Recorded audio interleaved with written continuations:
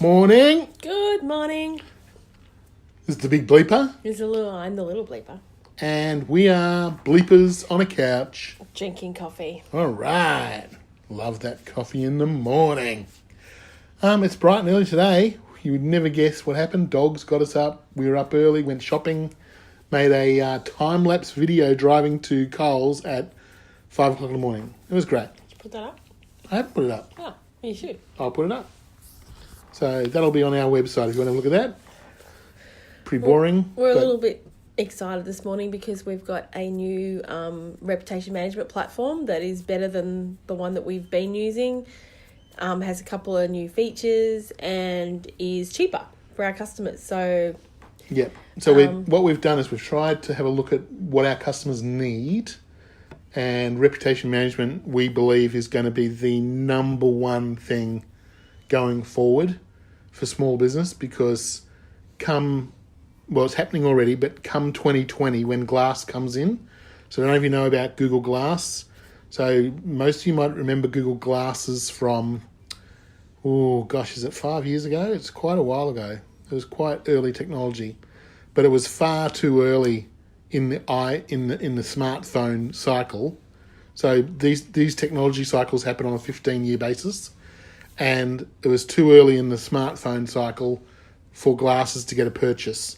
So and also the tech needed to be a little bit better, because for glasses not to be so too clunky. Yeah, you don't want to look like an android walking around. We actually needed the cameras or a cyborg. The cameras and the memory to all reduce in size significantly. Yeah. I think the software technology has been available to do Google Glass, but the actual hardware. The hardware's been hard to get right. But when we get to 2020, Apple, Intel, Google, Microsoft, and Amazon are all releasing their own glasses, and that's the end of the smartphone cycle. So smartphones are going to start to be phased out, and we are all going to be pretty much moving to first glasses and then probably contact lenses and then probably implants in another 10, 20 years. 2008 was when we got the smartphone, iPhone. The iPhone, but the smartphone was there a few years before that. But so the BlackBerry was sort of the beginning of the smartphone. Yeah, so that's 15 years by the time we get to... 2005 was the BlackBerry. So 2020 is about right. But what's happening is that Google has invented this new technology where even now you can just hold your Google phone up. It's coming out later this year. You hold your Google phone up down the street, and all the reviews of each shop in the street pop out of the shop in AR, so Augmented Reality. So just you hold your phone up, you use your camera, and you look at the screen. I'll put a link below this video to show you a little video that shows you how it works. But when you hold your camera up, it actually shows, it pops out in real live time as you move down the street. You go to the fish and chip shop and it has the review come out the side. This fish and chip shop is a 4 out of 5 star fish and chip shop. And this technology, when this is in glasses, you are not going to be able to avoid your rating or your review ranking. Well, we've been talking quite a bit about, or it's been in the news and in the media, VR, which is virtual reality, which is still quite not a ways off. We're there, but I think a lot of people reject VR because they're just like, I'm not going there. So when we're talking about AR, which is augmented reality, it is us looking at the landscape and being able to program the data that we want to lay over the top of that landscape in our vision. So an easy example is the bike riders can put their speed that they're going and the distance they've travelled and their heart rate up on their landscape, so in their augmented reality. So instead of looking down at their bike or looking at their watch, it's actually in their line of vision. So and you just focus on it. So you just change your focus from looking a long way away to looking about 8 feet away. Yeah. So you're not actually focusing close. Yeah. So you're not actually changing your focus right out of long vision. And so it's very safe. And it's what racing car drivers and stuff use now. Yeah. Astronauts, fighter pilots, they're all using this technology. and it's going to be there for everyone, and it's going to be very exciting. Like, we're going to actually see some really good uses of it. Microsoft's HoloLens is amazing. I've got a video of that. I'll link below this as well. Yep.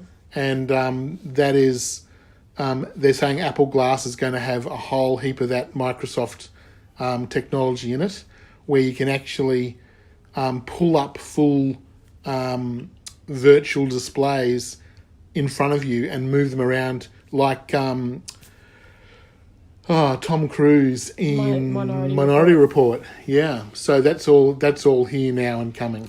So you might be thinking, well, I don't care because I'm not using them. So again, like VR, you're just going to reject this and just say I'm not going to use it. So I'm just going to have my phone, yeah, so and when I don't want my phone, I'm just going to put it away or turn it off, and I can remove myself from what's going on.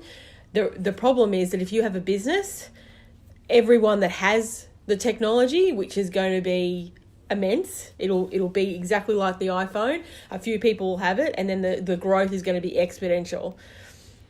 And so anyone who's got Google Glass, who's looking at your business, is seeing your review. Instead of them seeing your sign for pizza or your sign for a cafe or your sign for a dentist, they're going to see your Google rating first. Yeah, Google and Facebook. Yeah, Google up. Like, instead of your billboard, just think of whatever. You go onto Google, look at your rating. You have 3.5 stars with 17 reviews. That's what everyone's going to see. And let me tell you, we don't eat at 3.5 star restaurants. In their augmented reality, it's going to be there for them to see. So, just like, well, I think it's worth saying. Like, my older son Josh, he said not too long ago, we were talking about this, and he said, "Yeah, well, we love reviews, our generation." I said, "What do you mean?" He goes, "We never have to have a bad experience." Yeah. And that's how they look at it. The review is there to avoid bad experiences. If you got a restaurant rated at 3.5 stars, you got a lot of people giving you 1s and 2s. Yeah. So that's not good. Yeah, well, anyone in his generation, so in the he's 32, 30s, yeah. As soon as someone mentions, "Do you want to go somewhere to eat?" They review Everyone goes to the reviews to see. Yeah. And they go, "Well, it doesn't sound that good." Oh, a couple of them sounded all right. Well, they decide whether they're going to go based on the conversation, based on reviews. Well, Google's releasing a brand new app coming out where you send out 5 restaurants to your friends to meet at, and they all vote on the reviews that are there. Yeah. And they say, which one do you want to go to? Which one do you want to go to? And obviously the reviews and everything are there. So what are we trying to say? We're not trying to scare you into doing anything here. What we're trying to say is this is just going to happen whether you like it or not. And it basically needs to be addressed because you can't let reviews happen on their own. You can't let them happen in a vacuum. Well, we're back to the digital rule that you've got to commit to it over time. You've got to make a commitment to it. It's not something, if you wake up tomorrow morning and you decide I need to improve my reputation, it's not going to happen overnight. It happens over time. Yeah. So if you get to 2019 and you get to 2020 and you've put this off for 2 years, you won't catch up. No. So it pretty much is as simple as that, and it sounds all doomsday and Y2K and the whole world's going to collapse. But the reality is you need to keep up with tech if you've got a business. Or actually, if you're doing anything, you need to keep up with the tech side because the tech side is driving leads. It's driving people to buy. It's driving people to make decisions. And that's how everything's changed. And you have to keep this podcast is about trying to bring this subject as front of mind for you as possible, because as long as it takes for you to realise this is what's happening, it doesn't matter. If it takes 6 months, if it takes one podcast or 6 months, it doesn't matter. You've got to get there if you've got a future in business. So there's a lot more cool stuff about reputation management, which we will dive into in other podcasts. We need to cover a bit of it now. So the new program we've got, the biggest problem with reputation management is the people that like your business don't normally leave reviews. Yeah, if they like it, Right. they just go, they don't think about it. They don't think about it. They're too busy. They're on their way. They're happy that you're a great business. That's wonderful. But I'll see you tomorrow when I come back to get my coffee. The first thing with reputation management is we have to get those people to review you. So our system has a very sophisticated way of getting those people to review you.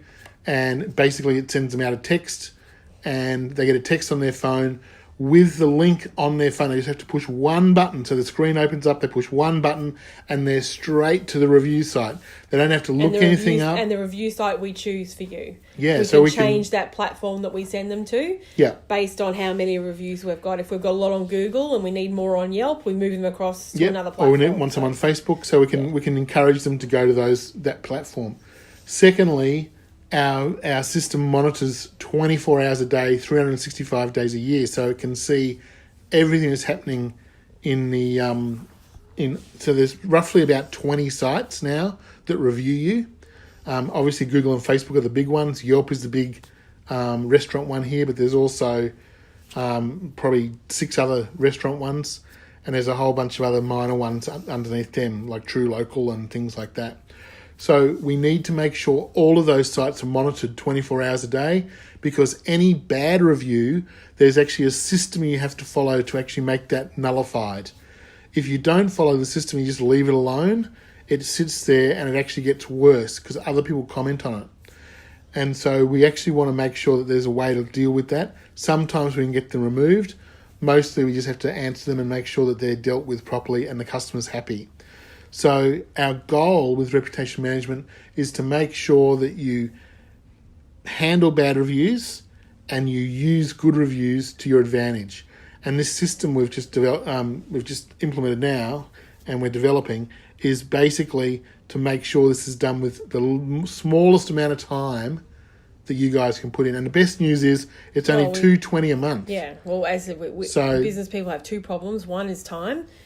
And 2 is they've got a lot to do all the time, and 3, a limited marketing budget. So we're excited about this platform because with all the research that we've done and all the using of other programs, we've finally found one that really does tick all those boxes. So it's accessible to really everybody. Yeah. If you're not prepared to spend $50 a week on managing your reputation and then a couple of other things, then you have to ask yourself, do I really want to be in business? Do you really want to be in business? Yeah, because you won't be once these reviews start taking hold in Australia. So we're 2 years behind America. In America right now, there are businesses going broke because they're stuck with a 3-star review and they can't budge up because they get too many negative reviews, and their staff are leaving, their people are unhappy, and they just either close the business or rebrand. So it's a terrible situation to find yourself in. Well, a bad rating starts a downward spiral. Absolutely. That's very hard to get out of. Yeah. So because it all feeds off each other. Well, this system does the opposite. Yeah. It actually keeps your good reviews coming in all the time. Well, it should be a positive spiral. Exactly, and it keeps you in positive. And obviously, as your rating goes up, because we're getting more positive reviews than negative, then you move out of the average, and you move into the when they look down the street and they see a 3-star, a 3-star 0.4, a 3-star 0.7, and your restaurant at 4.2 with 100 reviews, they go, my God, that's what we're eating. There. That's really good. Yeah. So that's us for today. I'm the Big Bleeper. I'm the Little Bleeper. Have a great day, guys. See you later.